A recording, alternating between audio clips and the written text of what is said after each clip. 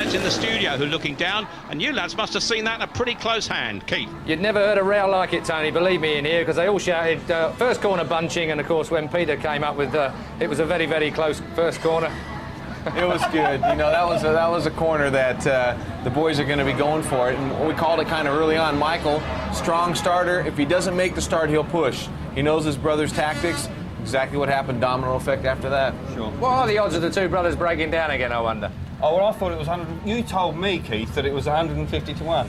Look at this is it. Oh, well, nasty. And again, Gary Havelock, air fences. I mean, I remember a particular incident of yours at Paul Speedway where you could have done with one of them. You can see it right here. Stoney's just minding his own business, and Michael pushes Peter. Peter pushes Stoney, and Stoney goes straight into Lee. So, you know, Lee had nowhere to go. It's probably doing the best thing he could do is try to make a start with him. He went in there quite fast. And, he did. You know, he just got up. Because them air fences are great, especially on the first You've got to corner, ask yourself how long and why has it taken so long to get these air fences around the Speedway. Exactly. You know, I've got some scars on me that would certainly not have been there if we'd had air fences. But this is a classic Speedway sort of first corner on a small track. Everybody, it's a World Championship round. Michael Carlson gives his brother a nudge. And as Sam said, the domino effect, and unfortunately Lee Richardson's the ones that come off. Well, we're still waiting for a referee decision at the moment, so I'm still waiting to hear through my earpiece exactly what's going on from there. Just so hook me up, I'll tell the referee what to do. That's all four back, that's a racing. I have enough trouble with you. I think, to be fair, Tony Steele's a good referee, and he'll make the right decision, especially after seeing them replays. All four are back in, so you were right there, Gary. You'd have to be an alien from the planet Fag or a German referee maybe to not make that decision. I can always rely on you, can't I, Gazza? Tony Steele is certainly from here. So then, all four back in. He might just sit on the fence for it. Well, it's an air fence out there. We got to thank BSI for bringing that in, and they've done a great job. Okay, Sam, that's your preliminary. So as the banter continues here in the studio, let's get back to the real stuff. And of course, Pete Collins and Tony Millard. Thanks, boys.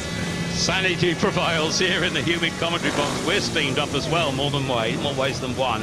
The line-up, heat number 10 here. There's the man in blue. That's Peter Carlson, of course, but in red inside is his brother Michael Carlson. The two Brits had a few problems there. Carl Stonehill goes from gate 3 in white, and on the outside, Lee Richardson in yellow and black. The wild card has sprung a real surprise with that sensational victory in his first ride.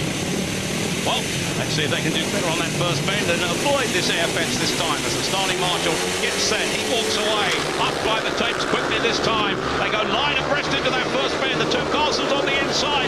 Stonehewer goes wide and gets taken out. Coming through is Richardson on the inside, but almost team riding by the two Swedish brothers out front, and they will try and exclude the guys behind. But look at Lee Richardson, because he's now flying round the outside. Mistake by Lee Richardson, and that looks over, but now Carl Stonehill puts the pressure on the Carlson brothers, and Lee Richardson will tumble out of the Grand Prix. But the two Swedes are in front here with half the race gone. Peter Carlson in front in blue.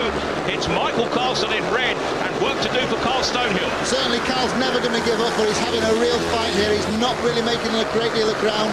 On the outside though, Peter Carlson's gone very, very wide. Carl's really having a go, but the grip isn't down low where Carl is at the moment.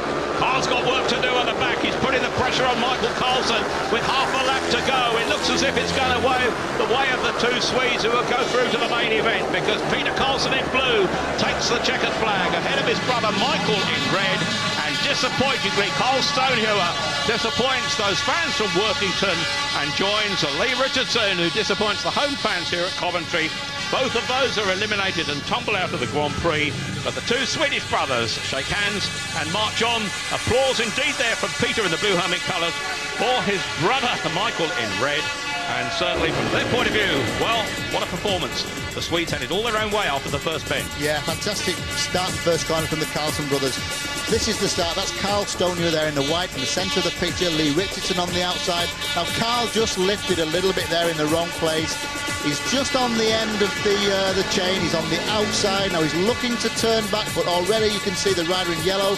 Lee Richardson has shot back up the inside, but the Carlson brothers are gone really around that first corner. That's Peter in the red helmet there, just coming. So Peter in the blue helmet just going round the outside. Michael in the red, and Carl Stonehill here having a brave attempt here. He goes inside Lee Richardson. Lee seems to hit that dirt there. He's looking down at his engine. His hopes have gone. He's finished for the night. But Carl Stonehill certainly was getting stuck in there right through the race. here on the outside. This is a lap earlier with Richardson squeezing down by the fence on the outside of Michael Carlson, but round the bottom turn there. Certainly a good ride for the Carlson brothers. Yes, Peter finishing ahead of Michael, Carl Stonehewer and Lee Richardson tumble out of the action, disappointingly after a great start for the two Brits who started so well. 10 heats gone, we move on to the main event. Commiserations to Lee Richardson with John Davis, his mentor, alongside him. Carl Stonehewer there, well, he gets commiserations from his team manager at Workington, Ian Thomas, who says, well done, so near and yet so far. John Davis commiserates with Lee Richardson, but all of them will be watching the remainder of the action because the 16 top riders march on. 4 heats to go. The action gets hotter and hotter here at Brandon Stadium.